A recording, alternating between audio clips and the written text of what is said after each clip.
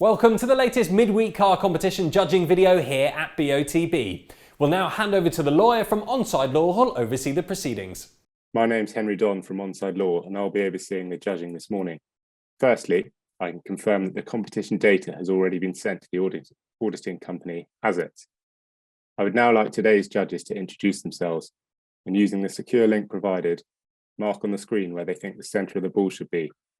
The group will then come to a final decision. Good morning, my name is Matt Cannon. I'm a senior county referee and footballer.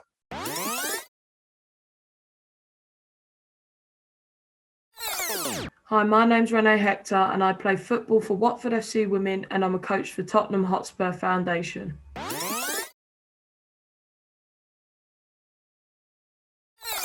I'm Nigel Hicks. I've been a Supply League match official for the best part of 30 years and I'm an experienced football administrator.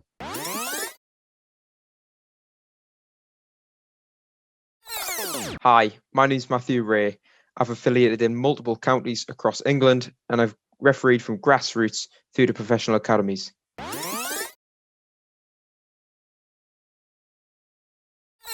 My name is Chloe Morgan and I'm the goalkeeper for Crystal Palace Women.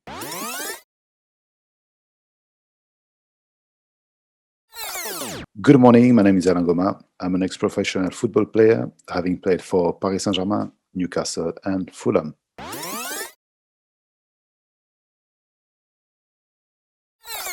Good morning, my name's Andy Braithwaite and I'm a football referee, mentor and licensed observer.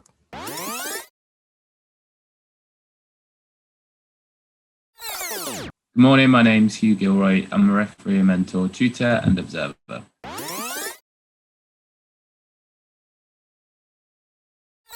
Hi, I'm Jenna Scalacci, retired professional footballer. I'm now a head coach in a Tottenham College programme.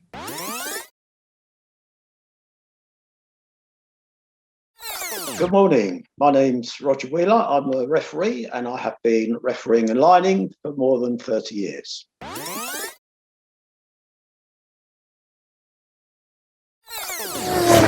Judges, please now come to a final panel decision. For your reference, the larger white cross is the calculated average of the 10 individual selections. Thank you very much, Henry. Good morning, everybody. Morning.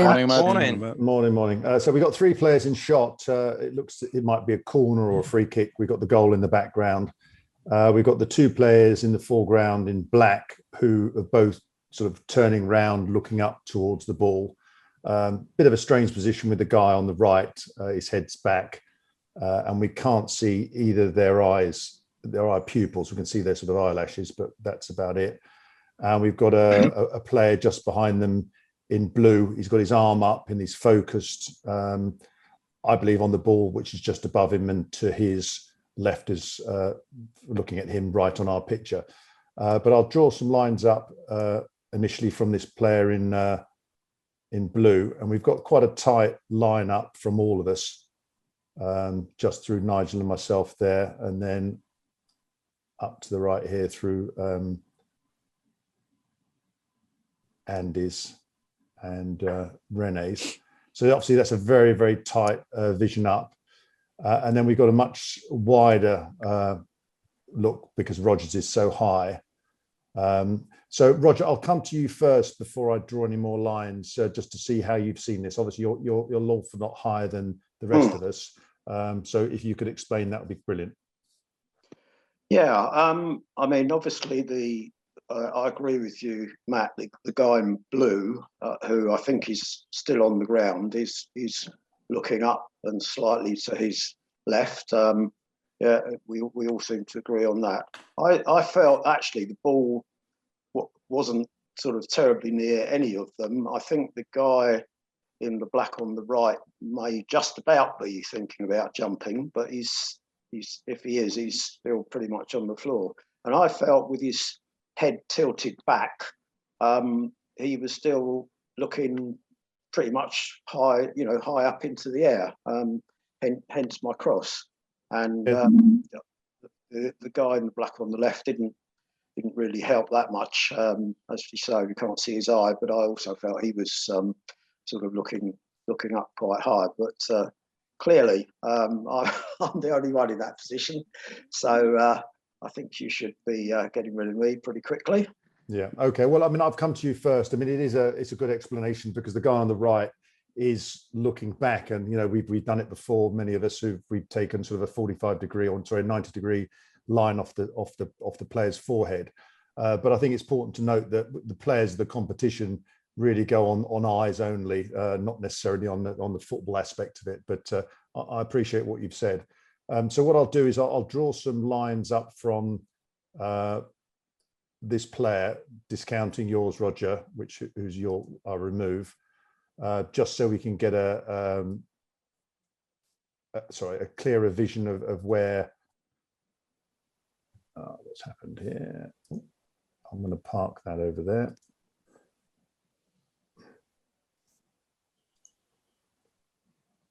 So we have a sort of a tighter lineup from each player, and obviously we've now got a couple of people lower and higher than the main sort of cluster, we'll call it. So we'll come to you first, Matthew. You're the lowest of all the choices here. You're magnified in your blue cross here, and I'll put the magnifier over yours. How did you see the situation? What was happening? Yeah, so I think obviously we agree on the player in blue. So what I've done is had a look at both players in black. I think the one to our right, I struggled with because his head is angled upwards. But when I've tried to have a look at his eye, I think his eye is pointing that bit lower. His eyelashes are certainly lower. So I didn't think, for me, he was that reliable to take a view off. So I've gone mainly off the player on the left-hand side to intersect. And I feel like his sort of head angle between I've taken from the top of his ear to his eye, looking upwards, is probably a good view of how he's looking, and just cross-sected that pretty much as you've drawn the line there with the player in blue. And given the context, I think the player in blue's planted, and I think he's favourite to win the ball, and I don't think the ball's too far away. So that's why I've placed that cross where I have done. Yeah, thank you. Yeah, I mean, as Roger said, that he thought that the player in black on the right hadn't quite, he possibly could jump.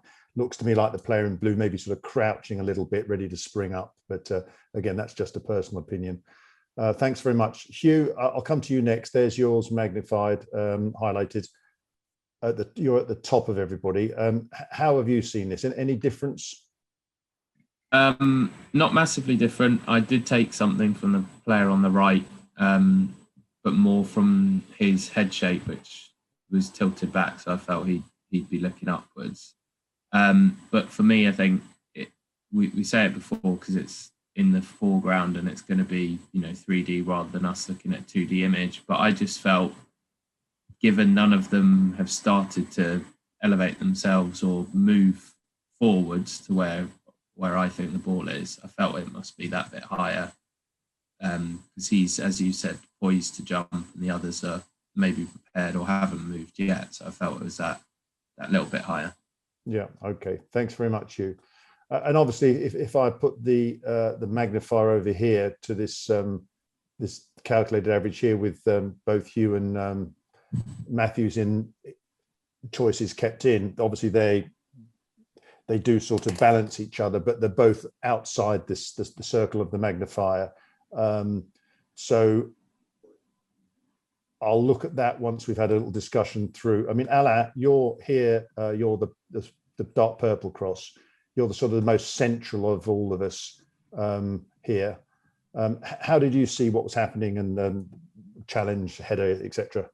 Yeah, no, I think, I was a bit surprised to not see the goals coming out, on this ball, because the three players are very close to the goal posts. So what I thought is, it was not a direct ball, coming through, dropping down to the player in blue. I thought the ball was played before, it's been deflected, he went back up, and now he's coming down to, dropping down onto the player in blue. Hence, the player in the right is a bit surprised also. He looks surprised to me. I think we all agree he's over the player in blue.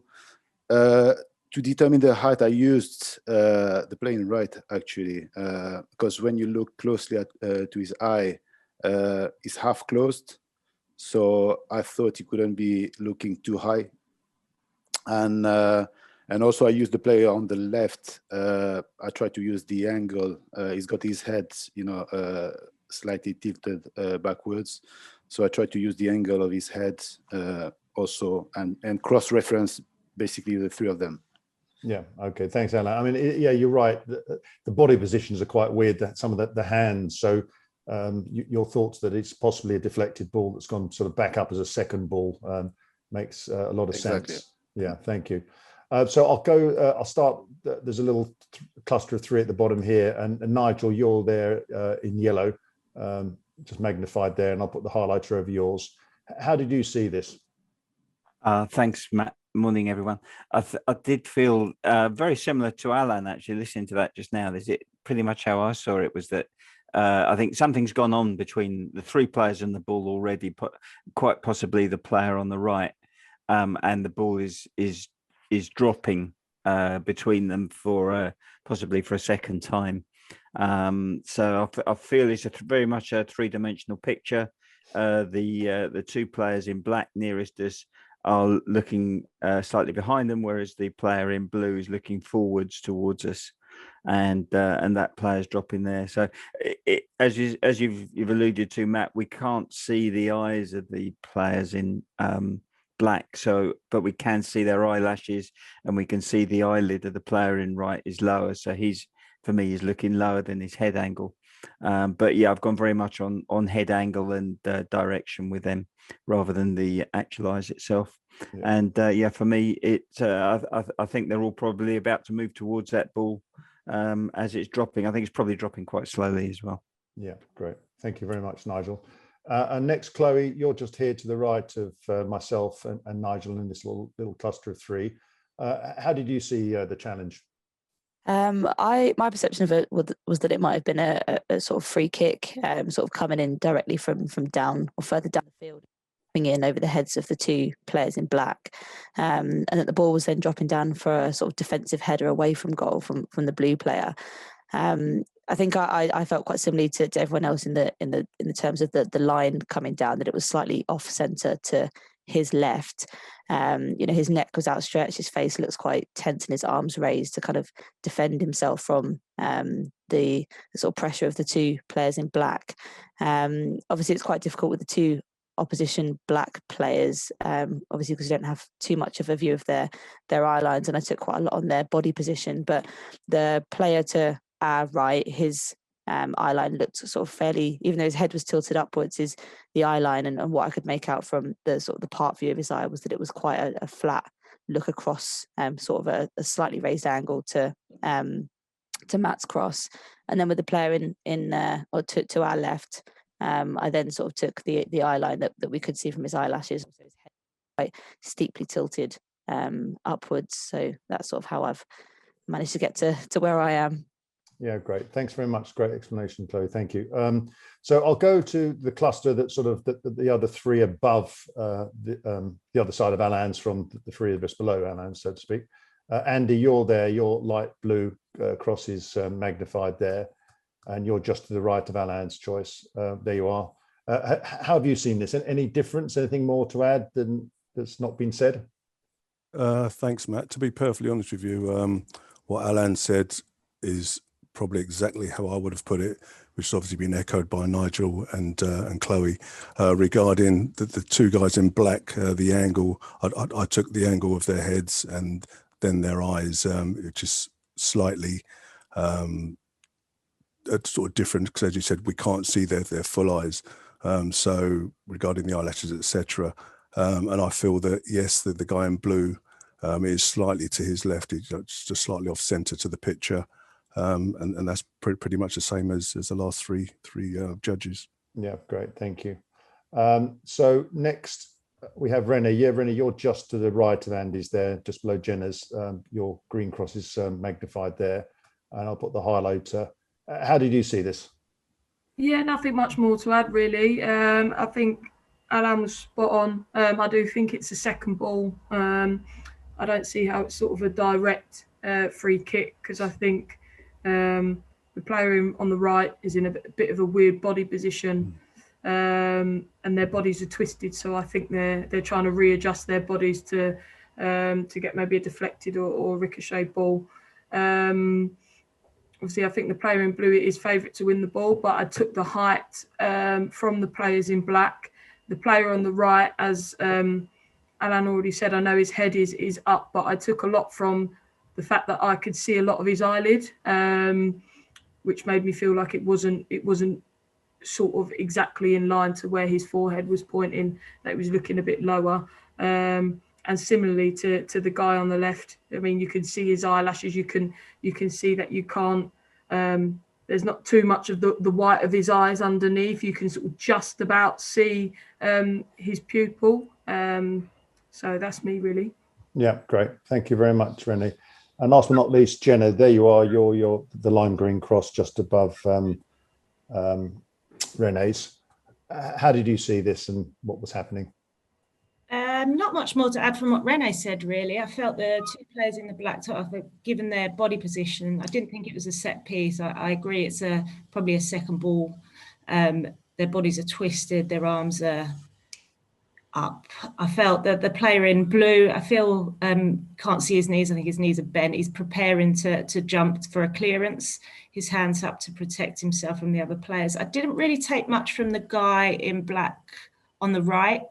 I think, as it's been mentioned, his eyes, to me, they look closed. So I've just used the angle really of his head and not his eye line so much. I took more from the player on the left, his eye line, and I felt his head was slightly more tilted back. Yeah, thanks very much, Jenna. Okay, so if I put the highlighter over the top of this particular calculated average, you see we've got Matthew and Hughes outside. So what I'd like to do as lead judge is to remove them. And it does move the calculated average ever so slightly, but it does encompass all of us. And there you can see Alain's cross very close to it. So if I